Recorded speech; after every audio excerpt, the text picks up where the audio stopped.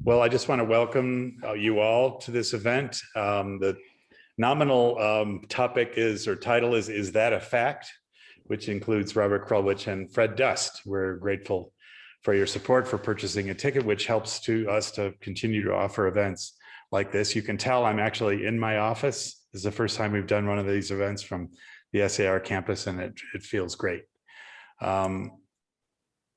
Together, Robert and Fred will explore how we can use conversation as a tool to discuss complex social and scientific issues using the 7 C's. This comes from Fred's book of A Meaningful Conversation: commitment, creative listening, clarity, content, constraints, change, and create. And Fred will probably zero in on a couple of these as more important for this. So you begin to understand how to ascertain what is fact from what feels like fact.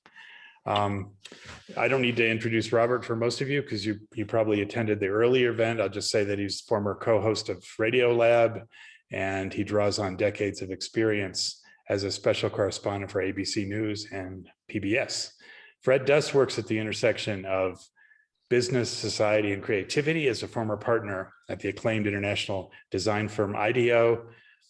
Fred works with leaders and change agents to unlock the creative potential of business, government, education, philanthropic organizations. He's known as an original thinker, and I can vouch for that, applying human-centered design to the solution of human problems. He's worked as the senior dialogue designer for the Rockefeller Foundation. Have they ever had another senior dialogue designer, Fred? I'm the only one. It's like, that's but we have some junior dialogue designers. So there's room for applications. You invented a position, and as well as work for other foundations to construct positive dialogue with people ranging from David Brooks to Vivek Murthy. The goal being to rebuild human connection in a climate of widespread polarization, cynicism, and disruption. He's also proud to serve on the faculty of the Esalen Institute. Are you still going to enter town? Sorry? Oh, yeah, you might want to mute if you're going to engage in a conversation outside of this. Anyway, Robert and Fred are going to kick off a conversation. I'm going to mute out and actually move my camera so that I can sit. But it's more fun to do this standing up because you get to see the altar screen. And Michael, if we may, thanks Susan Foote and Stephen Feinberg for underwriting this event. That's right. And Susan and Steve, Michelle Cook and John Camp, the Sheffields, Kimberly and Scott, and members of our Founders Society. Thanks for catching me up on that, Laura. That's all right. Thank you so much. Sure. Yeah, I mean, so Robert, and if you don't mind, maybe I'd love to kind of can I just zero in with a question right off the bat for you? Is that? I mean, I think that this question of kind of where we look to kind of find fact, as we just talked about this, right? Just even as we were kind of having the kind of pre-conversation banter around how do we know about where we are in the pandemic and what remains a mystery? Like, where do you go to look for those things? I mean, what do you reflect on to find that? Well, sometimes I think the first thing I do is I just investigate. So, for example, if you walk around New York City, you see lots of black dots on the sidewalk. They seem to be totally flat, and they are everywhere, oftentimes towards the curb side or towards the building side of the block. And I assume there's some kind of tar or something. I don't know. And somebody said, no, that's all bubble gum. That's not possible. But then I thought, all right, so what you do in a situation like that, if you're me, is you go get a kitchen knife and you go back out onto the street and you walk over to the black tarry dot and you stick it with a knife and you peel it open, and my gosh, it is pink underneath. And apparently people chew gum, spit it left or right, and then it quickly gathers dust. It's New York City after all, and so it becomes black, but it isn't tar or something like that, it's gum. Then when you think, oh my gosh, it's gum, then when I was in Chicago, I was walking in front of the Wrigley building and I thought, I bet you they're covered with gum. I mean, if they make the stuff and there's no gum there at all, it's completely gumless. No, in fact, there's amazing fossils and stones and things like that, if I remember correctly. Like, do they have it? That's right. There's like beautiful things there. Yeah. Right. So yeah. So I went to the doorman. I said, don't people chew gum here? And he said, yeah, we do. But we have a gum removing machine. It's like a Zamboni, and it just works that area to make sure there's no gum in front of the Wrigley. I said, shouldn't there be gum in front of it? Well, not on the ground, getting all black. I said, that's true. And then one thing leads to another. So you find out, like at one point I decided to count. But once I was going to the 7 train in New York, and there's a ramp and it's underneath. And I noticed that there people had slid on the gum, so it all had become exclamation points. There was the round gum, and then went, and so it was all stretched out, but only on the steep parts and not on the level parts. And like, this is a little bit insane. Like, why do I care? I don't know why I care. I just find out that there is so much to know if you just choose to ask. And then all you have to do is edit your asks. But there's so much to ask about. But I guess I begin by, I think, taking the knife and seeing the pink in that case, and that's almost, no matter what, like, what is, if you're asking some more technical question earlier today, we were talking about what is a money market. I didn't really know when I was in economics report. I thought, well, I don't know. I know that in a fruit market, there'd be plums and there'd be bananas, and then they'd be in baskets, but what would a money market? Certainly they don't put baskets of money in a money market. So what do you do? And so I went to one and said, well, what do you do here? And it's just a lot of people in front of computers. There's no money in view at all. There's actually better ones if you go to Marrakesh or Istanbul, where the money market is actually money, which is actually fascinating to watch. But Robert, one of the things that I was reflecting on as you were talking is that I had a dog who died about I would say about 2 months ago, and I felt that I was better able to investigate the world with her as a companion. She knew about the chewing gum well before you did. Unfortunately, because she would always end up having something in her mouth, and I'd be like, "What is she chewing?" And I was like, "Oh, it's this black dot that she's been eating on the ground." So like when the dog goes up to the fire hydrant, or to the bottom of the tree, or to the tire of the parked car, they're going, online saying, well, Gladys was here and she's apparently sick. This is all what they can do with their nose.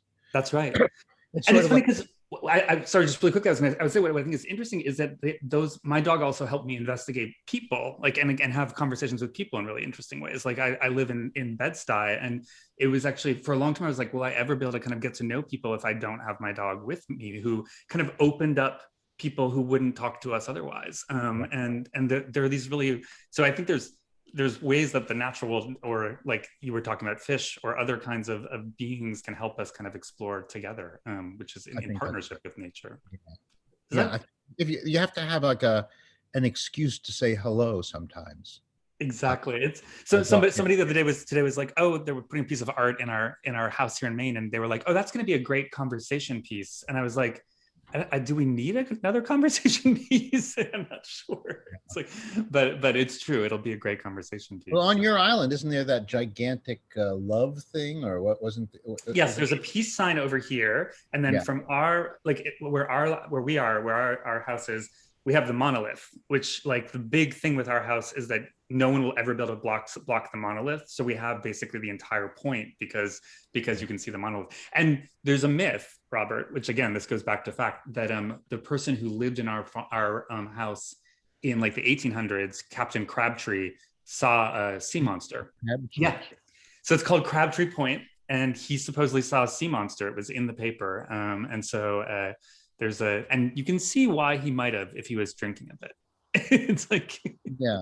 Well, that is an island that is often surrounded by mist and clouds and things, and we're closer to the quiet. So you have to be very careful. If you're going to kayak around there, you can get run over if you aren't careful, and so you have to stick very close to the shore. But I did have there on that island where you live.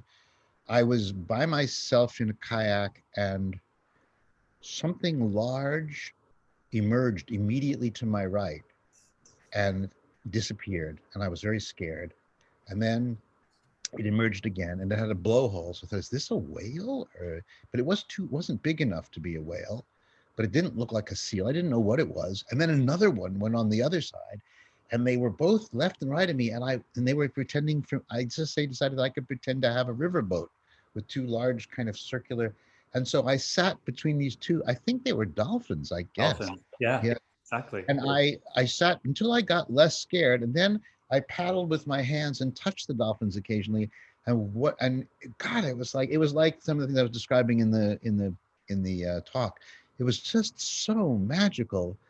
It was early in the morning, and then through the mist, I hear this voice going, "Oh, oh, oh, oh," and I didn't know what that was. And I went toward the voice, and through the mist, I saw lots of little blonde boys in uniforms, in little sailboats, and a gentleman sitting on a lifeguard stand in what was apparently some kind of an inlet, and he was teaching them how to sail. Yep. And some 1885 time travel moment where this very, very Maine-like guy and these little kids were all like just passing along a skill.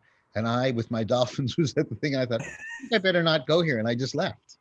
Robert, I'll tell you really funny. It's funny. Like, so, we often say here on the island that we live closer to the sky here. We live closer to kind of loops and weird kind of links into other worlds. And I have to say that during the last kind of 15 months when I was on the island, there were moments where I was like, have I died? Like, and it's like, and if so, this is not so bad. And the main reason, Robert, is that at some point there's one grocery store on our island called Boubar's, and it's like you can get like pasta basically. And at some point I was there and I got this really amazing French Comté, like a cheese that you could only really get in France, basically. And all my neighbors were like, that's not possible. And I'm like, oh, just look, and you can find all kinds of amazing foods. And they were like, I've never found anything but dry pasta. And it's like, and I was like, maybe there's something weird happening where we've all just died and we're living in this place that's kind of. Did you go back and try to buy it again? Oh yeah, it's like, it's easy. Like, it's like something's happened and they've kind of like, there's new merchandise that are coming through. It's kind of remarkable, but it is weird. Like, it's an island where I feel like if you ask, I mean, the way I ended up where I am, I'm in a friend's gallery because we couldn't get the internet at our farm. And basically he was like, no problem, take over the gallery for the week and just kind of do all your calls from the gallery. So I'm like, this is great. And it's like, it's, and then they're making dinner for me as we're doing this talk. So it's not bad. It's just about asking, I think, a little bit, Robert, which I think you're obviously naturally, I think, good at doing. I think kind of asking for. I'm pretty shy though. I think a lot of people who do reporting for a living are shy by nature, and so you need to have we shall overcome in you, like overcome the shyness and ask the question. And it was very hard, even like 30 years in on the radio side. If I was I remember once there was a guy playing underneath the marquee of the Winter Garden Theater on Broadway. He was playing over and over again Paul Simon's Kodachrome. He was playing it when I was walking down the street, and he was still playing it 2 hours later. I thought, was he making money just playing this one song? Is that a moneymaker or whatever? I had my computer and I had my tape recorder. I thought, I guess I should ask him. And I said, wait a second, how do I do this? I said, what do you mean, how do you do this? You've always done this, just do it. And I got stuck on the corner, wanting and not wanting, really wanting, but not wanting, really wanting, until I finally just pushed myself into it. And I was surprised at how hard it was for me to break the ice for myself. To ask a question I really wanted to know the answer to. So and that's so interesting, because like, it's an interesting example, I think, because one of the things I've been talking about recently is how we have words that kind of create misnomers and misunderstandings in the ways that we have conversations. One, I think that's quite common that we learn as children is the word stranger, right? So, which, if you think about it, stranger is like it has an implication in contemporary language that's like, they're strange first, right? And then there's stranger, it's like, so it's like, and so in a recent talk, somebody was like, well, what should we call each other? And I was like, and there were people who were like, future friends. And I'm like, we can't assume that, it's not necessarily future friends. And I was like, what if we just thought of ourselves as kind of fellow passengers? We're all sort of kind of moving along together through time, on a journey in a way. So, and that sometimes makes it easier to talk to strangers because they're not in fact so strange. They're just seated aside next to us. What do I call you has become such a thing lately. I particularly notice among the people I work with a lot of people in their 20s and 30s, and I didn't know for example, that slave was not, somehow I missed I didn't get the notice that you don't say slave anymore, you say enslaved. And I now find myself, as I get older, I find myself sort of worried that nobody wants to be unkind, but the rules of what is kind and unkind keep changing all the time. And to call someone a stranger would be fine in 1956, but if there are enough Fred Dusts announcing that we're getting fellow passengers, at some point, the notice gets sent out to everybody but me that we now all call each other fellow passengers. And then I say, so you're howdy, stranger. And then you hear the room go, oh. No, you can use stranger if it's easier for you, Robert. But yeah, Nope. it's What? Be careful.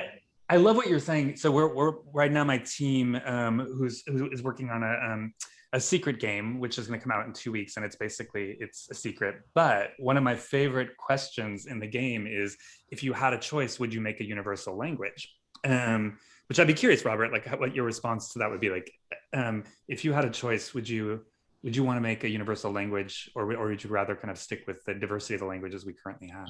Math would be fine for the universal, and I'm fine with no, I think there's too much beautiful juice in the choices that different groups of people in different parts of the world make. I agree. I heard the word like brouillard for a fog, since we were talking about a fog. I just love to hear that word. I think brouillard. It doesn't exactly sound like a fog, but somehow when I say it, and I don't know where to. I don't know. I'm sure I'm mispronouncing it. No, you're doing well. That's good. I like. Or in Hebrew, there's a word for in the bottle, which is called babakbuk, which if you turn the bottle upside down, babakbuk, babakbuk, babakbuk is what it would do. And in Arabic, the same. I find these things just enchanting, and I would not want to. I agree. Yeah. One of the things I've been thinking about is that I have a friend who's been really struggling with pronouns they, them. And at some point I was like, stop for a moment. You speak fluent French. This is actually a friend, Susan, that you know. And I was like, in French, it's easy to understand how to use plural. Just kind of think as though you're talking in French. And it's actually funny how the language has allowed us to kind of rethink things that seem difficult, but suddenly you're like, well, if we can do it in French, then why can't we actually adapt that over to the way we think about English? It's interesting, Robert, some of the things we're noticing. I work with an organization where we've had to kind of remove words like discover from our vocabulary, right? Which is, isn't that interesting? I mean, it's like, which is that, that we don't. I mean, Columbus discovered America, right? But you can still discover that there's a new sale at Bloomingdale's. Yeah, that's like the less good discover, but yeah, you could discover. Actually, no, there is something. What do you mean? What do you mean discover? I've been here for the last 13,000 years. If you're Indian, like you think, yeah. Yeah, I'm just discovering you too, Yeah, totally. You turned over the right rock, and it's like it's totally fine. But yeah, it's very funny. I think we live in a very nuanced world of language, and I often feel like I'm sure, Robert, like you probably follow the work of Robert Macfarlane. Do you follow his work? Oh my God. Okay. I'm gonna when we get off this Zoom, I'm gonna just make sure you have a book of his. But Robert Macfarlane, he does basically essays about lost worlds. And he does like his last book, I think one of his last books was about the subterranean world and how we kind of think of and where you discover or how you find the subterranean world. But he also does a lot of work on lost words, which are words that we've lost from the dictionary. And the premise there is, if you lose them from the dictionary, if you lose acorn so we could get cloud computing into the dictionary, then does that, by the way, both good names. Does that mean that we lose acorn as a thing in the world? And so his work has been really to kind of resurface words that have gotten kind of pushed out of the shorter dictionary, at least, and make sure that we don't lose them in the world. You would love his work. There are words that I now use with people, and no one knows what a Rolodex is anymore. And carbon paper, all right, Kelly knows what Rolodex is. I know what that is. Nobody else. And then, certainly nobody I now find myself saying, so there was a man who was on television a lot every evening. His name was Walter.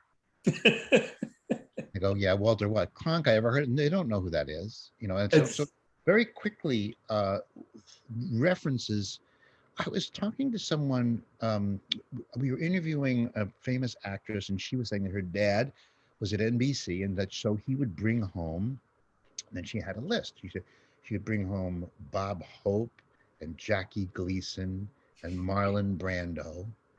And the guy editing it had never heard of any of those people. Oh, yeah. Nor Mary Martin, nor, so I thought, wow. And then I said, on the other hand, I probably would not know who is like very, very hot on FM radio right now. It's really interesting. There was a video I saw not too long ago in which a mother put a box on a coffee table, and in the box was a mysterious object. And she asked her 13-year-old son and his best friend to come and pick up the box and make the thing in the box work. So they pick up the box, and what it is it's a rotary phone in there, and it's apparently connected. So the boys look at it, and they look at it, and I figure they had to have seen them in old movies. Maybe they had never been to an old movie. I don't know. And they stared at it, and one of them took his finger and hit the piece that's on the top, just hit it, and then he said he put his finger in where the finger's supposed to be and said, no, don't do that, it'll break. And after not doing any of the obvious things, they didn't pick up the handle and listen to it. The mother said, why don't you pick up that thing on top and listen to it? So they picked up and they went, it's going, they said, yes, now what do you want to do? And they go, I don't know. And the other one said, the other one wanted to touch the little buttons that were sort of depressed and said, no, don't touch it, that'll break it. And they just didn't know what to do. And I thought to myself, wow, there are probably devices that 13-year-olds are using right now, which they are completely familiar with. It comes with their universe, and I wouldn't have the faintest idea how to touch it or what to do with it. Yeah, I'm curious, Robert, do you know what a gestetner is? I don't know what a gestetner is, but that's an example of a word that I wouldn't want to disappear from any language. A gestetner was a very primitive form of Xerox. So my dad's school had a gestetner, and it was this big drum. It was kind of like you said, carbon paper that would basically like print these things in blue ink. That was at Rolling Stone. We called that a mojo wire. It was a printing thing. And then you had a better name for it. Yeah. Unfortunately, the real name is Gestetner. Oh, no, yours is much. Is it Mr. Gestetner, the guy who thought it up, presumably? Yeah, I think that's right. I think it's like those are the days where it's like you invented it, your name gets to be on it. It's so like if you're Mr. Watt, then you get to be like immortal because you like everybody adopts watts for units of But if you're Mr. Gestetner, you slowly disappear into inventor. Well, Robert, I mean, on my island, I had dinner with some friends last year, and they were like, blah, blah, blah, Watson, blah, blah, blah, Watson. And I was like, oh, Watson, like, is that what IBM's Watson is named after? And they were like, you didn't know that? Yeah, like the Watsons like started IBM. And I was like, oh, I didn't know that. Sorry. It's like, there's a thing called, on our island, we see it a lot. And I'm sure you know this from, but shibboleth is like one of my favorite concepts, which is like the word shibboleth, which is like, it's actually, I think I know what it means, but it's like, it's if you say like, it could be shibboleth, but you've got a problem with your tongue. I guess so. That's how I say it. So it's shibboleth. Oh no, it's shibboleth. It's shibboleth. Shibboleth.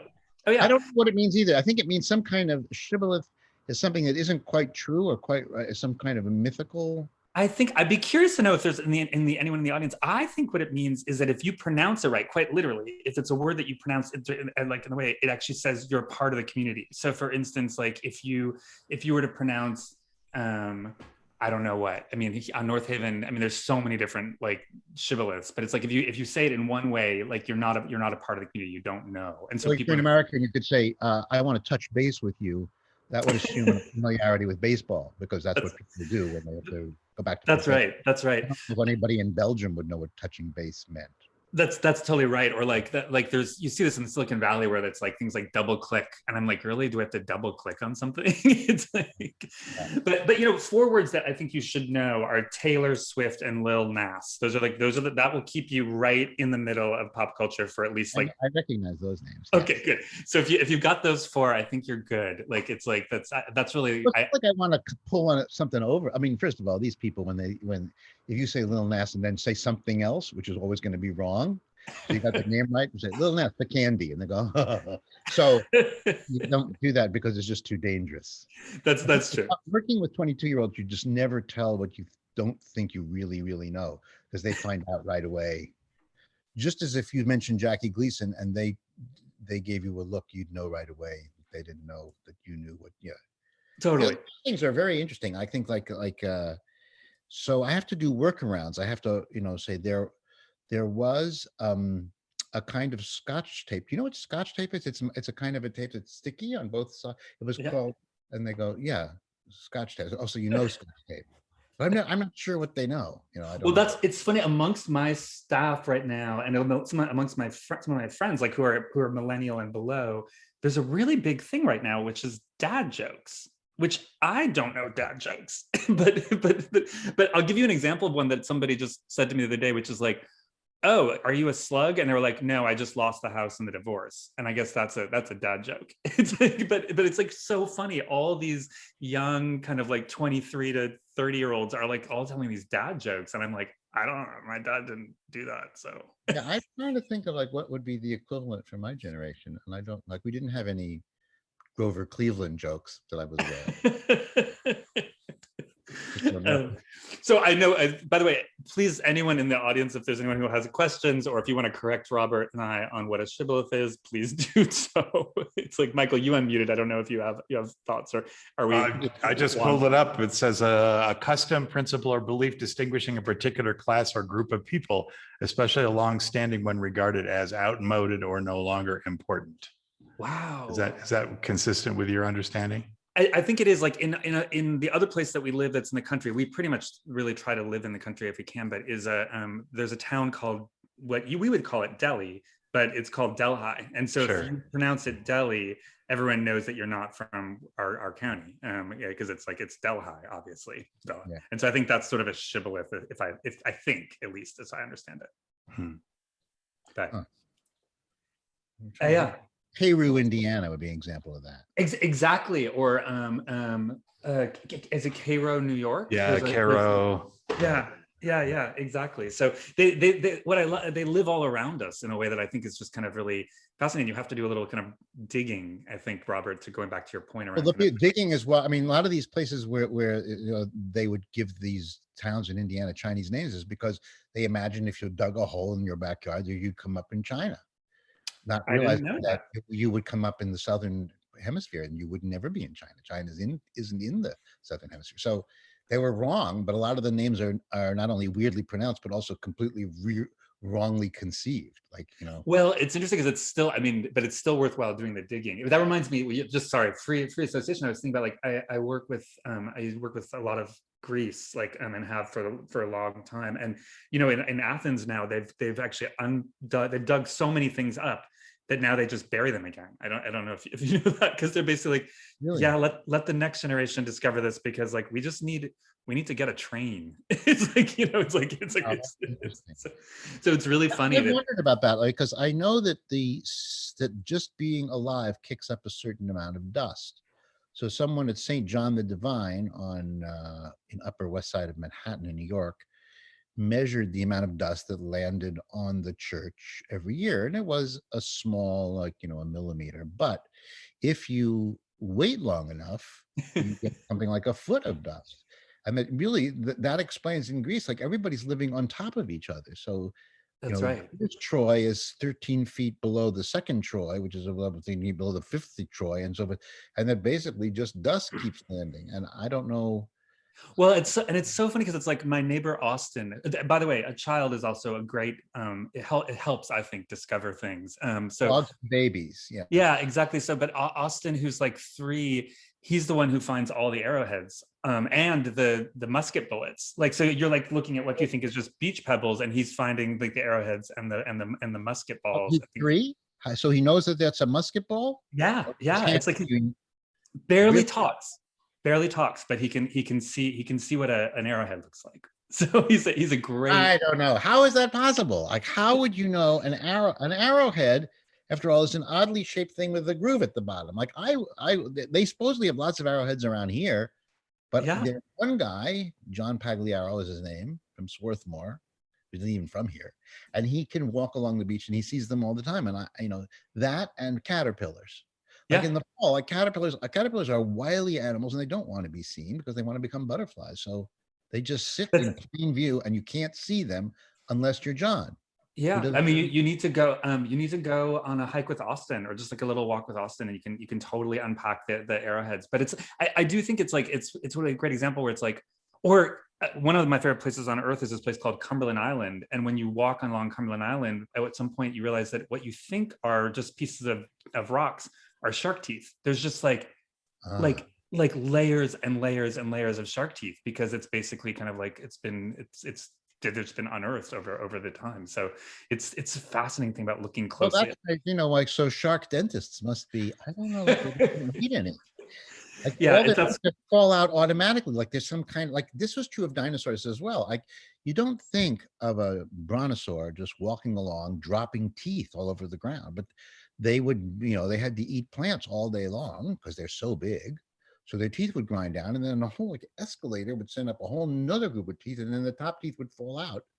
And same with sharks. I mean, I guess they're really old animals, and they have this I don't need them anymore, get rid of them thing going on. So yeah, and it's just like there's layers and layers, and they're all kinds of different shapes, you know, based on when they Well, needed. but when Steve Spielberg does them, they're very jagged and scary. Yeah. But if you But knew sometimes it's going to fall out in 20 minutes, then maybe you feel very differently. Like in the shark movies and say, well, just wait a little bit, and then his teeth will fall out. They'll just be gum. Gentlemen, we did advertise this as a conversation about conversations. We've got plenty of conversation, but on the meta level, why don't I reach out to Fred and just say, and let me do a hypothetical, which is not hypothetical for you, which is you're hired by the Ford Foundation or somebody to help to frame a difficult conversation that is responsive to the polarization of our society. For example, a group of people who say that, you know, the election was stolen and that the whole thing is crooked, and other people saying we audited it 4 times and all the numbers are correct. So how do you start to move forward with that level of polarization? This is just not a theoretical question. I mean, this is one that obsesses me. Yeah, I mean, I'll tell you the way that we actually have been doing it. And so one of the ways that we've been doing it with the Rockefeller Foundation. So I'll give you a very kind of straightforward example, which is that it was not. We did all of the pandemics-based convenings for them. So it was bringing together kind of technologists, data experts, people who were kind of really focused in how to understand the mysteries of the pandemic. And these were all online convenings that we were doing to kind of set up their big institute. And Sure. One of the things that we did is that very early on, in an early conversation I was having with Google, everyone was like, well, we just want the movement for Black lives. We want their data. Like, it's really important that we have their data. And so what was interesting for us is I was like, well, we're not going to say that unless we have the movement for Black lives in the room. And so what we had to do was basically, if they wanted certain people's data, we were like, then that's fine. Then we're going to go out and we're going to get somebody from the movement who will be there so that they can say, yeah, no, not so much, or yes, I'm willing, given these kind of circumstances. But to do that, Michael, so what we've been doing is we've been putting all people in the rooms together. But to do that, you actually establish a set of very kind of like of rules. You sort of set and reset the rules. So if you have had a chance to look at my book, you know that it's like the chapter on constraints is really about the idea that like you're continuously changing the rules to make sure that it feels safe for the different people in the conversation. And you're quite explicit with them up front that that's the way it's going to happen. So that's one thing. And then the only other thing I will say, and this is actually, I will say, and Robert, I think it does relate to our conversation to some degree, is I really feel like one of the most important chapters in the book is change, which is about noticing change in a conversation. But ironically, and this is why Robert and I, my conversation felt very connected to it, often noticing change means kind of looking at something really closely and say, wait, this is not a rock, it's an arrowhead, you know, or wait, this is not, or wait, I'll give you an example in my own work. We had an event where we had police and we had victims of police. And at one point I basically asked a question, which was attention, which is if you're near police or police are in the room or police are nearby, do you feel safe or unsafe? And basically everyone was like, I feel safe, except for one Black woman who had lost her child to a police officer. And when she raised her hand and said, no, I feel unsafe, 3 Black police officers came and then we're like, oh wait, we have Black sons, we agree with you. And so that was a situation where all I had to do, Michael, was be like, something just changed, right? And from there, suddenly you could actually move into a new space, because people were like, this very brave woman stood up. These very brave Black police officers actually kind of were like, wait, I understand where you are. And then my job, or the job of people in the room, are to say, something just changed. And only then, when you kind of notice the change, can you move on to think about creation. So at a meta level, when Robert and I are talking about watching nature or watching the world and watching change happen, it's a training ground for us to kind of see it happen in all different kinds of places and all kinds of different experiences. Robert, I don't know if you have thoughts, or anyone else want to follow up on that, but that's something I think about quite a bit. I find that it's who's telling you the information matters a great deal.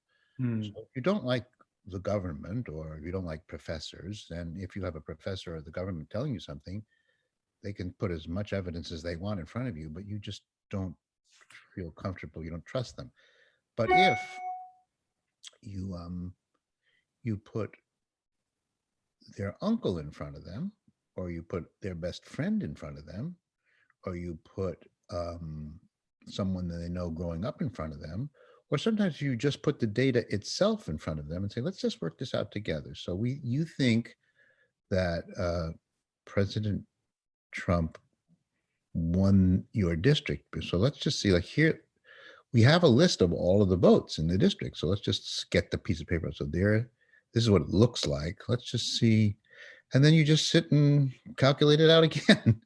A lot of people don't like being told by the people they don't trust what to think or say. But if you switch the cast, then the situation changes a little bit.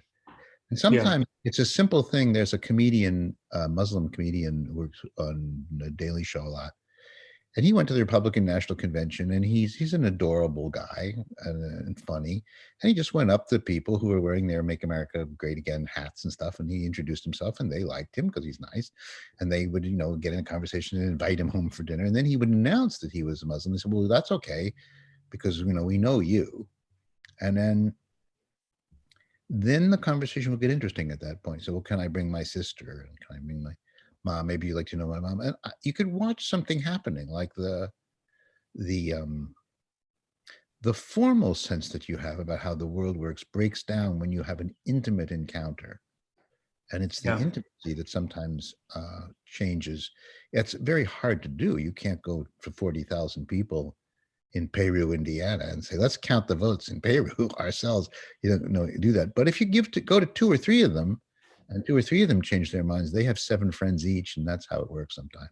Though I do have a theory. I'll say this in a kind of, I have a theory that if we put puppies on the floor of Congress, that we would actually see kind of more congruent Congress. But I have a friend of mine who is a politician, who was prime minister, and his theory was always that as you were debating kind of global policy and that it was important to have children playing in the room. And so whenever he would have his convenings, there would be children, like people could bring their kids, and you'd be at these kind of square big tables, Michael, that we all are familiar with microphones and whatever, but there'd be kids crawling around at our feet as we'd be doing this. And his premise, and I think it was right, is that the future is in the room, right? When you have the children that are there. And so it actually changes the tenor of the conversation. It becomes more personal. And Robert, one of the things that I think is really interesting is where people might not be able to agree on a fact today, they may be able to agree on what they want for their children 30 years out.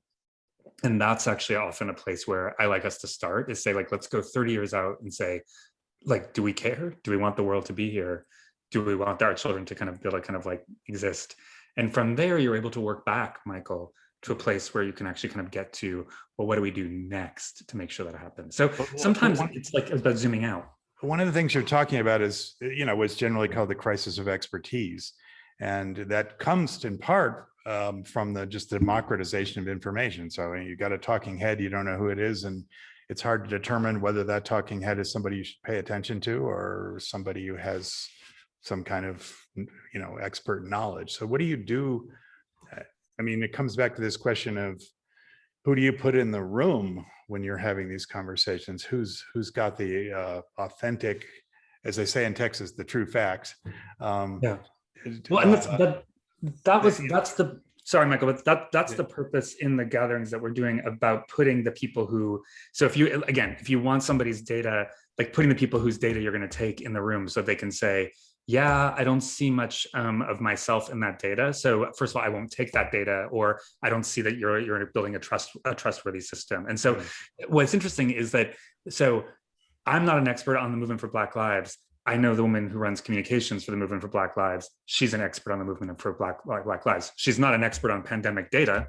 So it's like, so what's interesting is you're beginning to kind of level the basis of expertise. Like, it's like, so you can say, I'm a pandemicist, I'm an expert on this. And like, she's like, great. And then they're like, and we think we need to know all this, like who's wearing masks at protests. And she's like, sorry, that's not something that we're going to tell you. So it's like, you kind of have to kind of work through this to a place where you can kind of get alliance. But that's where I feel like more different voices, more voices that are, I mean, none of us are experts at everything. So it's like, but there are people who are expert at other things than us. And so as you start to kind of do that. The other thing I do a lot, and there's a chapter called Clarity, sorry, and then I'll stop, is like, is basically when there's mixed groups of people, I really have always believed that dumb is better than smart. Like I like that the talking dumb is actually talking smart. It's way harder to talk quite simply and kind of with great clarity than it is to talk with expert language. I don't know, Robert, does that, I'm seeing you nod a little bit. Does that resonate? Yeah, I when trying to design something about the pandemic, about the flu, I know that, so somebody sneezes at the beginning and you see all these little bubbles going out of his nose, and then there's a man with his, with a throat, and what will happen next is a lot of cellular biology. And I don't use, even though anyone from the 8th grade would know all the words for, a virus will land on the surface of a cell, and then if it has the magic key, it opens the door, and then it goes in and it takes over the cell and manufactures itself over and over again, and then it opens the door again and leaves in multiple numbers. So basically it's taken over the cell. You could do that using the usual 8th grade biology words, but I prefer, I think what I did was I found a pharmaceutical ad where somebody had done a gorgeous job of it. They'd had the Philadelphia Symphony Orchestra and Denzel Washington narrating it. I stripped off Denzel, I stripped off the orchestra, and and then they had beautiful illustrations. So I said, now it goes to those little popcorn colored yellow things, which are copying machines. So I didn't use any technical words at all. And I do that because I don't want to leave anybody out. I'm leaving out all the people who are sniffing and saying, come on, that's a ribosome. Come on, call it what it is. But the number of people who want to call it a ribosome are much smaller than people who know, who can see the little yellow popcorn thing. Yeah. So I make a calculation in that kind of a situation. It's funny. Problem is to go back to the other question of how do you, who talks to you, and can you ever make the data talk to you? There, I find that's why working with this particular photographer at National Geographic has been so interesting. He takes pictures of animals and he takes them with such intimate detail. You're seeing them so fresh and so close. You can ask an honest question like, what is that? Like he did a hummingbird. And I said, well, why would a hummingbird have a forked tongue? It's just going to stick its tongue in and grab some pollen or honey or whatever, nectar, I guess. Why is it forked? He goes, I don't know. And, but the tongue was asking, like, why am I forked? It was so beautifully shot. So I think what you do is you look for something that makes you wonder, and you latch onto it, and you use no fancy words. And that is a place where, like, at one point I was asked to go to a state legislature to Virginia, and they had something called Science Night, and the guy who, I think Bill Nye, couldn't come, and I was in town at Richmond College. They said, could you just sub? And I said, oh boy, an NPR person from New York in Virginia in a Republican legislature, I don't know what's going to happen here. So I said, look, I don't want to get interested in, since it's Science Night, let me just start with something we can all ask and all wonder about, because they had kids there. was a lot of soldiers, retired insurance people, farmers. I said, if you walk outside, there's a very big cloud in the sky, and it's white and puffy, and it's full of water. We know the clouds are water vapor. If anyone's held a pail of water, you know how heavy a pail is. I would guess that a cloud like a Simpsons cloud at the beginning of The Simpsons, it's got about 20,000 pounds of water in it, and there's nothing underneath it. Why doesn't it fall down? And that's what we did for the whole rest of the time. Like, why did the cloud fall down? And then I think at a thing like that, nobody has to decide, well, this is, you're making money on this, or you're stealing my God, or anything. It's just like, let's just, and then you're talking in a way, you have a puzzle and you have some ideas. Now it's hard when you explain that, you know, there is nothing that you can see under the cloud, but there's things happening invisibly under the cloud that hold it up there. People could depart company from you there, but once you've begun the conversation with very simple elements, if you keep it simple, you can bring along a lot of people. Yeah. And people who get left behind that get angry and suspect that whoever's explaining to them are hiding some information. If you don't get left behind, if the information comes at you in a fashion that you can absorb, you tend to stay with it. Yeah. And that is all about pacing. You know, it's funny, Robert, what's interesting, because it's like, I think this also relates to the notion of what we were talking about earlier, which is like zooming in and zooming out. But one of the things that was really interesting about being on North Haven during the election is while the votes were being counted around the country, we would get together and have kind of star counting parties. So we would sit outside and we'd count stars. And the idea was like, it's like, that's a fairly impossible task. And yet what we knew is that when you're counting votes, there's a finite amount of votes that there can be. And so for us, it was sort of reassuring. And you know, I would say like a third of this island didn't vote the same way. I mean, the third and 2/3 of split. And but the fact that we were all counting stars together, like in a November sky, which is cold in Maine, allowed kind of leveling of understanding that it's like, well, what we're trying to do, we can't, but what we're trying to do with the government, we can do. And so I think it led to a level of kind of like, well, we're all together under this one sky moment, that actually was probably more important than talking about the vote itself, if that sounds weird. So Michael, sometimes it's like that becomes a metaphor for something that allows you to understand, you know, you get to dial back. So you say it's like the impossibility, at least for me, of counting stars then becomes the possibility of counting votes becomes quite clear as you begin to kind of think about these kind of vast analogies, I guess. Any other questions out there? I have one about for Lindsay. Is that background behind you, is that an actual Santa Fe or is that a virtual Santa Fe? It's virtual, and this Okay, is but actually our historic campus. So this is where I work, what it looked like in the 20s. Ah, okay. And it's the building. It's the building I'm sitting in right now. Yeah. And it's a gorgeous building. This is an actual Maine forest behind me, if you were going to ask me about it. Laura has what it looks like today. Robert, this is what it looks like today here. So you can see the before and after. Oh. And we've just gone through a major renovation, not renovation, but improvement of all the stucco across all the campus. And we're really working as good stewards to help preserve this property. It's really a very special place. Yeah. Well, see, I was looking behind Lindsay and I kept waiting for a cloud to shift or for the sky to change color. Yeah, so somewhere behind Lindsay, it is actually happening though. So don't worry, Robert. Okay. I guess I'm curious, are there other questions or other things that we can, Meredith? I have two, and you don't have to do both of them, but I'm just kind of curious about two things. One is, I think you both talked so brilliantly about working with people in their 20s who are like dealing with all of these identity politics and they, their, them, her, his, her, you know, sort of just the idea of identity. And I'm curious about how for, I guess for Robert, how you see that playing into kind of the future of what we understand to be real or not real. Like I have conversations with people sometimes about oh, this identity politics stuff is going to go away, or, oh, this is a fad, this moment of identifying yourself as X. And I just listened to this great podcast that was talking about a woman's choice to not have identities, period, to not say I'm queer or I am this or I am, you know, whatever. That when she came out, that everyone said for the whole first year of her coming out, you know, what are you? And she was like, that's so counter to the idea of being able to be yourself.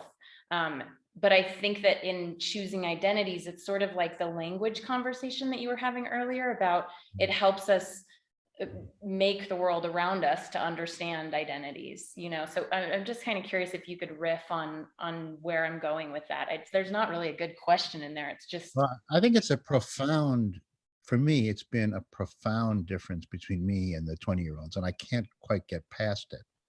So we were talking about a year ago about, I guess it was democracy, and they figure it's a loaded thing. I said, yes, of course it is, and one thing or another. But I said, listen, let me just ask you something. When I was growing up, I think most of my friends had a notion, and it circled around the idea of something called the melting pot. Have any of you ever heard of a phrase, the melting pot? None of them had. I said, okay, so there was this notion that people would come from all over the world to the United States. Now they come from all over the world to Abu Dhabi, and they come over all the world to Argentina too, but they come to the United States and they intend to live here and win money and pride and so on. So they want to stay, at least that's the idea. And the question is like, how should they stay? And when I was growing up, I thought, well, if you got lucky enough to go to school, or you got a head start, which was a program, and then you got to watch Sesame Street, which was a sort of a helping aid, and you got a few good teachers in 5th, 6th, and 7th grade, and then maybe on, and you graduated high school, and then you got even to college, then you had a chance to join the happy middle gang that kind of is America, and you'd melt into it. No, that doesn't mean you'd like your neighbors. That doesn't mean you'd eliminate racism. It doesn't mean you would treat women or gays or whatever exactly the same, but in a more perfect union, you try to do that.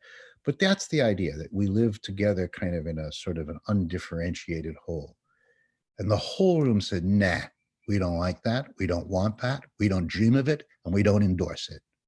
I said, well, then what do you like? They said, we like a mosaic, like the gays, Jews, the blacks, this is that, or would we need to have the safety and the camaraderie of our group? I said, yeah, but you know, you are many of those things. You could be a gay, black, albino, and then you can't be in the albino group and gay group at the same time. So, yeah, you said the point is, the goal is not to disappear into the whole. The goal is to stay separate and be kind at the borders.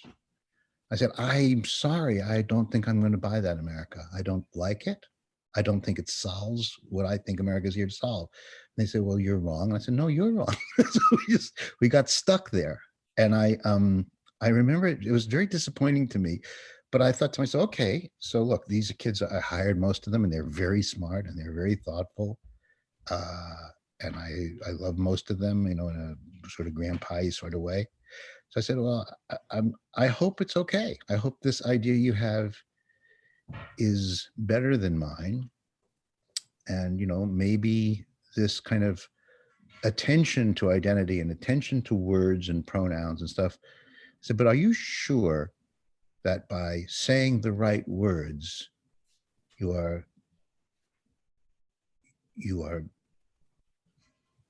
solving the difference or solving the hurt?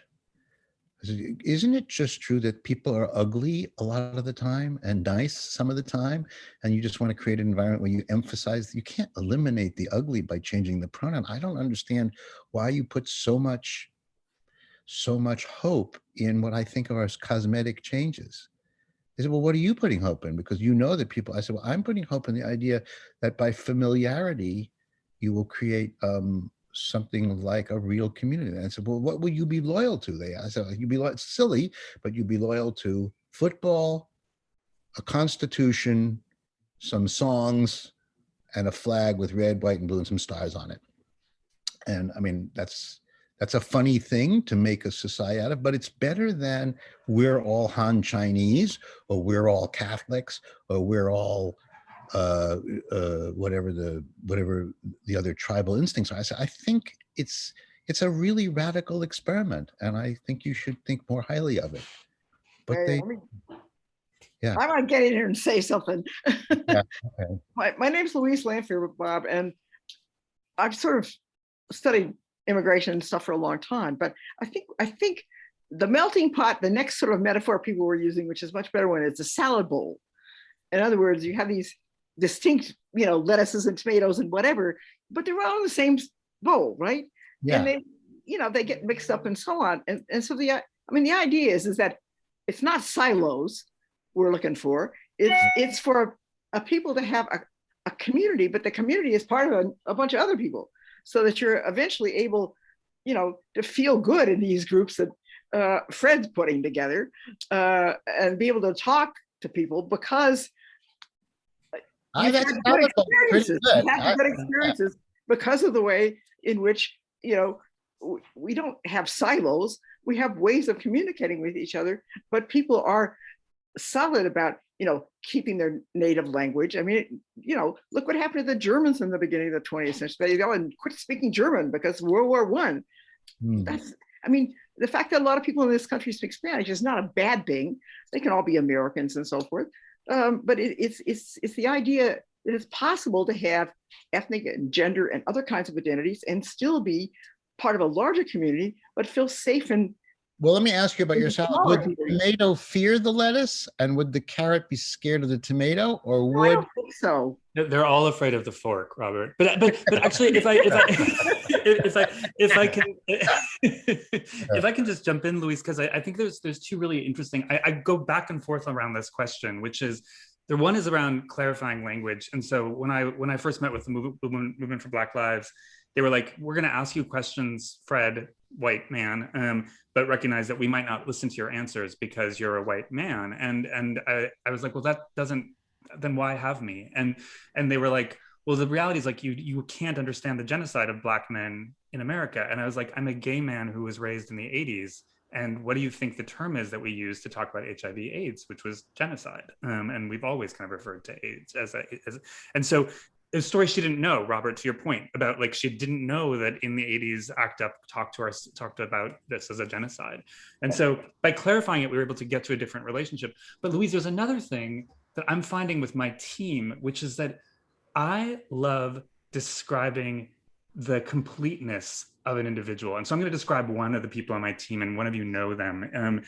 She's like a public health expert, designer. She worked in the kind of the space of investing for a while, and she's a death doula and a twin and many other things. And when I sit with, and I did the other day with the head of the Berkshire Theater Group, and I was like, here's the kinds of people who will be coming to help you.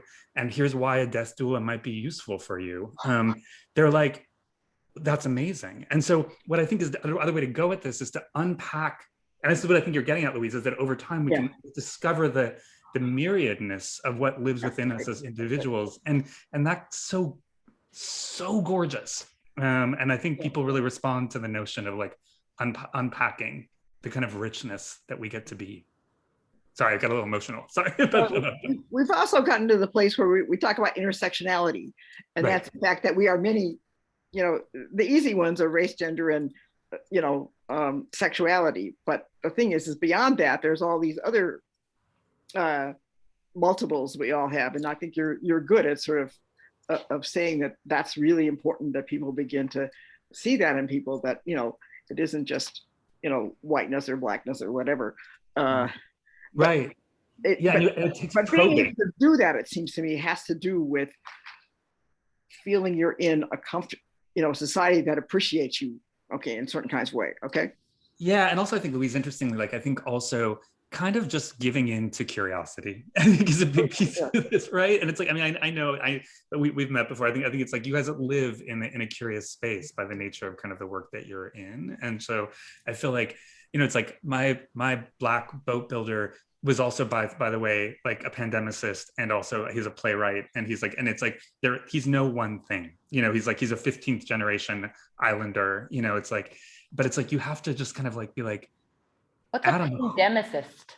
He worked in, he did epidemiology for a long time. So he was at Bowdoin and did that. And so, but it's like, but the only way that I know that Adam is because I just, whenever I see him, I'm like, tell me more. I want to know all the Adams that you are. So anyway, that takes time, but I think it's well worth the time.